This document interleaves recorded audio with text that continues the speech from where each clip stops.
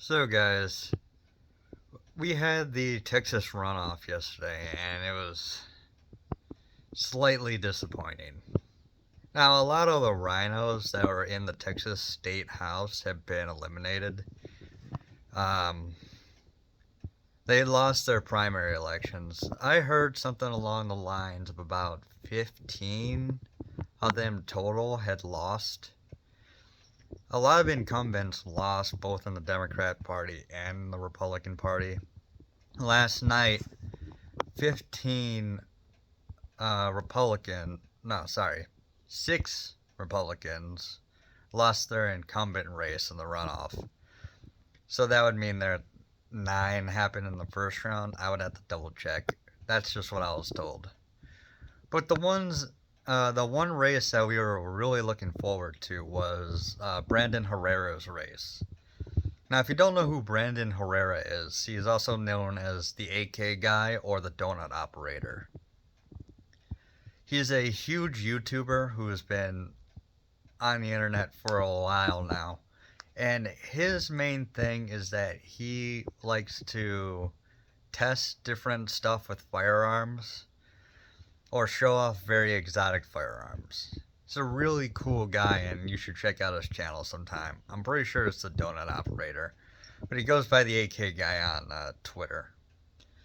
Now, he was running for Congress in the 23rd Texas District. He would have been way better than his opponent, which was Tony Gonzalez. And basically, just through the power of memes and his YouTube fame, he was actually starting to get somewhere.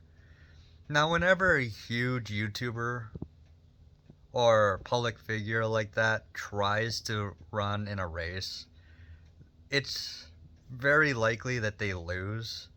So, for example, we had Cenk Uygur run. Now, I mean, I wouldn't want Cenk Uygur in Congress, but I mean, all that fame and all that attention that he had and all the fans that he had and all the money he's made didn't really help him whatsoever in any of his races that he's running. But also guys like Dan Bongino have also lost. It seems like whenever someone from the outside tries to get in, it's basically impossible. You have to be rich. And any YouTuber who tries, well, their fans are spread out all over the country. It is generally, most of their fans are generally in the same region as them, at least, but that's how YouTube algorithm works. It tries to work off your location, which is actually how PewDiePie got so big. He started in Sweden, built a fan there, and then when he moved to America, the algorithm changed so that people in his new locale were getting notifications. So he kept his Swedish fans, and then he got an American fan base on top of it. But anyways, for Brandon, he ran, and no one really expected him to win. I really was hoping. I even donated like $100 to his campaign, but he was outspent basically 3-1, over 3-1. If you believe some, that's according to Open Secrets. According to some people, though, he was outspent 10-1.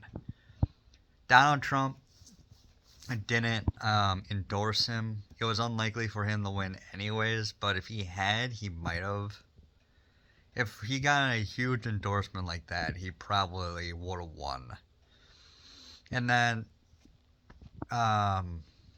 Mike Johnson, this was my final straw for Mike Johnson, was that he actually came out and campaigned for Tony Gonzalez, which was really disappointing to me.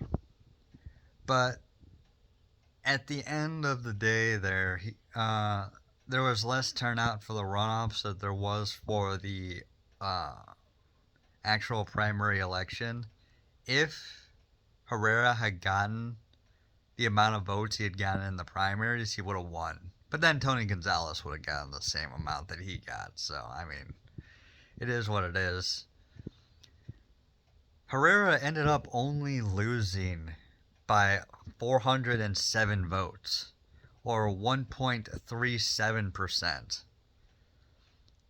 It was so close, so very close.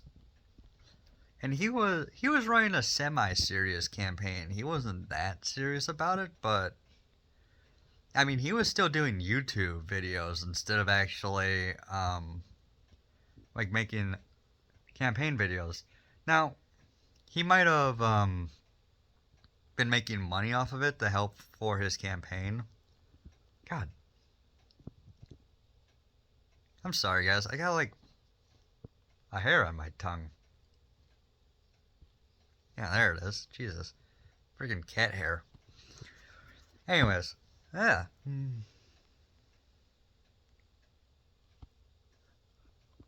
Goddamn cat. Okay, I'm gonna stop doing that. That's probably like grossing people out. But yeah, he was so close. So very close. Like just within a hair. And Matt Gaetz was pretty upset about it, but Matt Gaetz came out. He was like, he was outspent. He ran on memes. And he came within 500. That is amazing. Absolutely amazing.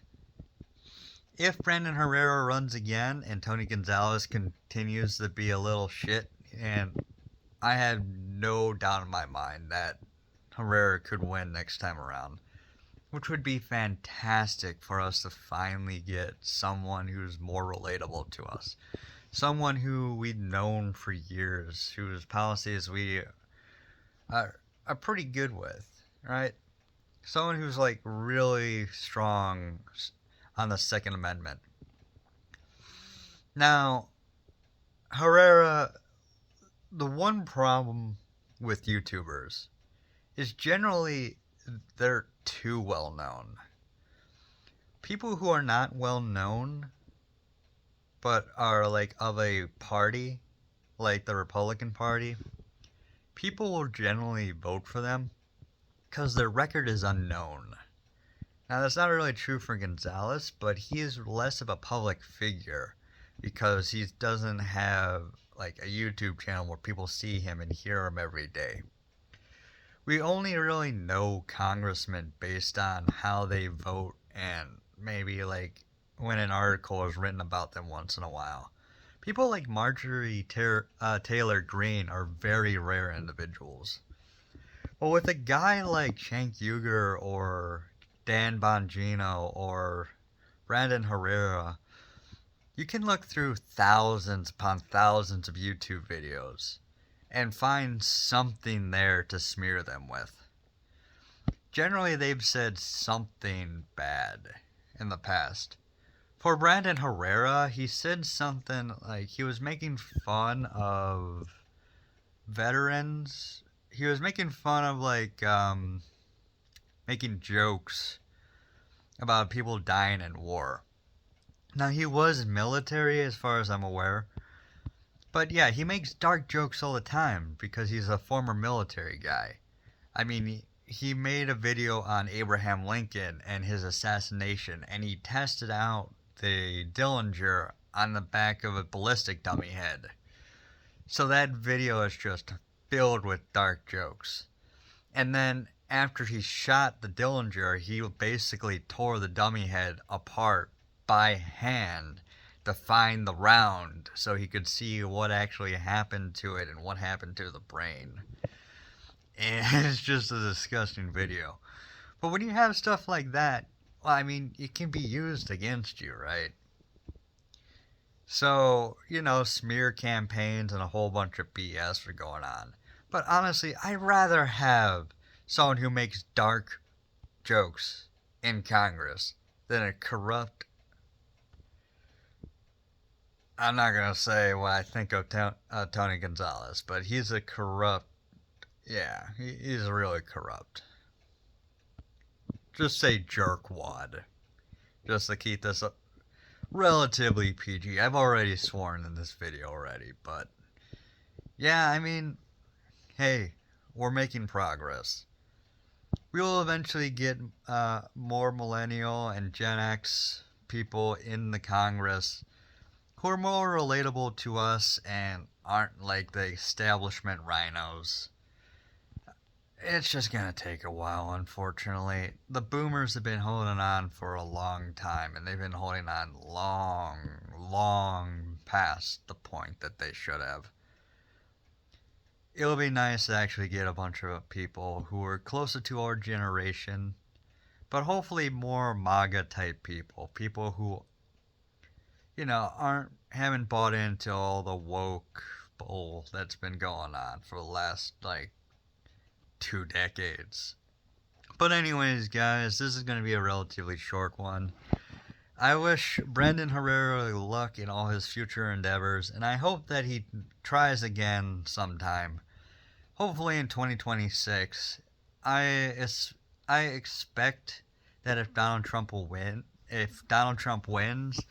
a lot of the rhinos like Tony Gonzalez will try to hinder him as much as possible, which would mean that we will have plenty of ammo to go after them in 2026. And I hope Brandon Herrera tries again and actually wins that time around, because no one expected him to get this far. I mean, I really hoped that he would win, but hey man, it is what it is. So anyways, talk to you guys later. Bye.